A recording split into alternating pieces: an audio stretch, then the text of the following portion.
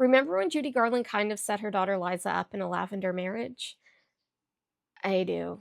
It was 1964. The Beatles appeared on The Ed Sullivan Show, thus launching Beatlemania. Mary Poppins premiered in theaters. James Bond creator Ian Fleming passed away. And Australian-born singer-songwriter Peter Allen met Mark Herron while on tour in Hong Kong. Mark was an American actor and the fourth husband of Judy Garland.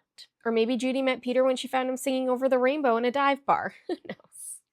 And yes, I will give you a Judy Garland series soon, I promise.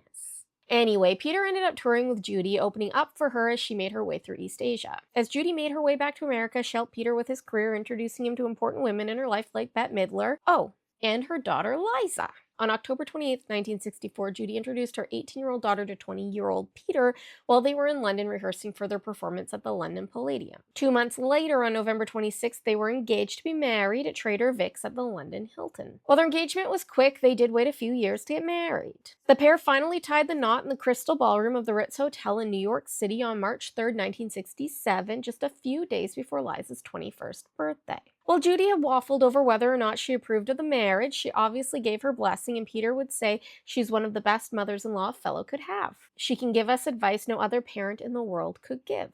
Liza and Peter remained in New York, where Judy helped them grow their careers, although Peter had struggled with being known as Liza's husband and not known for his own achievements within their celebrity circle. It didn't help that he was often opening for Liza instead of leading his own tours. He took to partying quite a bit, and in 1969, tragedy struck the family and Judy passed away suddenly that June at the age of 47. Eventually, Liza and Peter agreed to a trial separation in April of 1970, seemingly after she caught Peter in a compromising position with another man.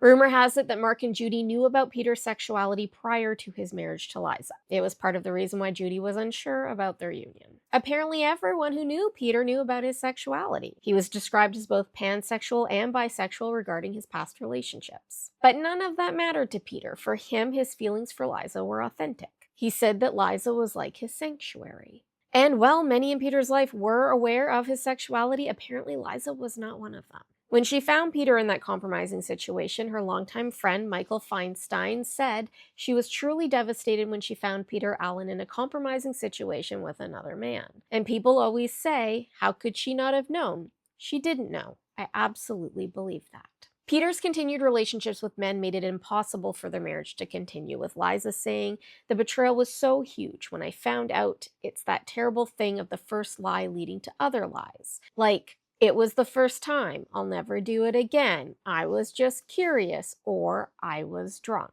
They would officially divorce on July 24, 1974. Peter had met model Gregory Connell in 1973, and the pair would remain together until Gregory's death in 1984, just 5 days shy of his 35th birthday. Gregory's passing was due to AIDS-related complications, and Peter dedicated his 1985 album, Captured Live at Carnegie Hall, to Gregory's memory. Like Gregory, Peter kept his own diagnosis close to his chest for fear that he would no longer be accepted by his heterosexual and conservative fans. At a time when AIDS was highly stigmatized, he was also worried that no one would want to see him perform if they knew he was sick.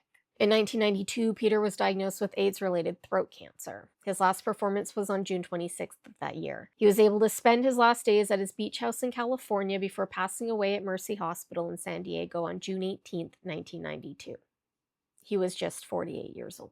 After Liza and Peter were separated, she was engaged to Desi Arnaz Jr., and I'll give you a little B-side video for that one because it's... Then she was briefly engaged to Peter Sellers in 1973, but that also didn't end in marriage. On September 15th, 1974, she married filmmaker Jack Hadley Jr. Jack's father had played the Tin Man opposite Judy's Dorothy in The Wizard of Oz. Apparently, their marriage was mostly based on companionship and less on intimacy, and Liza indulged in some extracurriculars with Martin Scorsese and Mikhail Baryshnikov. Apparently, she once bumped into Martin while out with Jack, and Martin confronted her about cheating on him with Mikhail, all in front of Jack, her actual husband. Anyway, Jack and Liza divorced in April of 1979, unsurprisingly. She then married sculptor and stage manager Mark Giro on December 4th, 1979. Liza had wanted children with Mark, but after 3 miscarriages, she gave up on her dream to have children with him, and her marriage deteriorated from there. Liza filed for divorce in 1990, citing abandonment as her reason. They were officially divorced in 1992. On March 16th, 2002, Liza married TV producer David Guest. Remember that one? In a $35 million hair wedding. She wore Bob Mackie. David was Liza's manager and planned her comeback tour, but things turned sour when David accused Liza of drinking and physically abusing him while in alcohol-induced fits of rage. Liza denied these accusations, and David went on to file a $10 million lawsuit against her. Liza countered with her own suit in 2003, claiming that David was cruel and inhumane towards her. Their legal battle went on for years before finalizing a no-fault divorce and settling their lawsuits in 2007. Liza would later say, "If you even hear I'm getting married, hit me over the head and take me out of there. You try and accommodate because you love someone.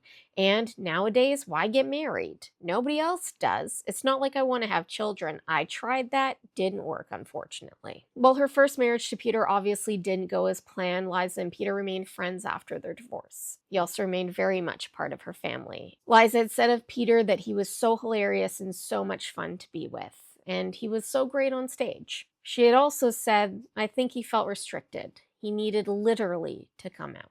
Liza has been a prominent figure in the fight against HIV and AIDS, actively participating in fundraising and awareness campaigns. She's gotten awards for her fundraising contributions and even spoke to the UN on World AIDS Day in 1993. Now, her close friend Mia Farrow, that Mia Farrow, said of Liza that the happiest I saw her with somebody in her private life was with Peter Allen. Maybe that's why Liza remarried so many times. She was trying to find the love that she had had for Peter, but in a relationship that wasn't based on a foundation of lies.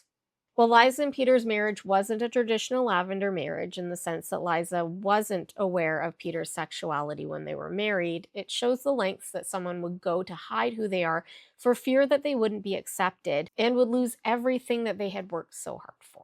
I hope you liked this one. If you did, please save it and share it with your friends. It really helps. Also, don't forget to follow me on the tube and the gram if you like. We do have stickers and bookmarks and pins if you want to show off your allegiance to the cult as well. I am fond of this one that says your cult leader loves you, 'cause I do. Well, some of you. Good day, and may the cult be with you.